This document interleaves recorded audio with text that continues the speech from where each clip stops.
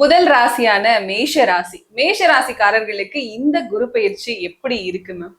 பொதுவாகவே மேஷம் வந்து பாத்தீங்கன்னா நம்ம வந்து நாங்க சொல்றது என்னன்னா இந்த சனிப்பெயர்ச்சி ஆனது வந்து மேஷம் கஷ்டப்படுறாங்க அப்படிங்கிறோம்.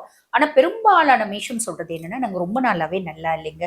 ரொம்ப நாளா எங்களுக்கு வந்து பாத்தீங்கன்னா எங்களுக்கு இருக்கக்கூடிய உடல் சார்ந்த உபாதைகள் தொடருது. கடன் பிரச்சனை அப்படின்றது தொடருது.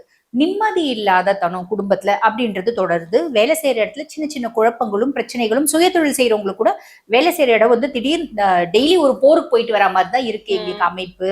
தொழில் ரீதியா அப்படின்ற ஒரு விஷயமும் இருக்கு. சமுதாயத்துல பெருசா மரியாதை இல்ல, அந்தஸ்து இல்ல, கௌரவம் இல்ல அப்படின்ற மாதிரி நிறைய மேஷராசி என்பர்கள் கஷ்டப்படுறாங்க. இதெல்லாம் வந்து பெரும்பாலும் இந்த சனி பயிற்சியானதுல இருந்து அதிகமாயிடுச்சு. ஏன்னா சனி 7 நாட்டு சனியா இருக்கிறதுனால இதெல்லாம் அதிகம் ஆயிடுச்சு. இப்ப நம்ம முதலே சொன்ன மாதிரி பெரிய பிளஸ் என்ன, குருனோட பார்வை சனி மேல படுது. சனி ஆல்மோஸ்ட் நல்லிஃபை ஆயிட்டாரு. குரு பகவான் என்ன பாவத்துல வந்து உட்கார்றாரு? 4ஆம் பாவம்.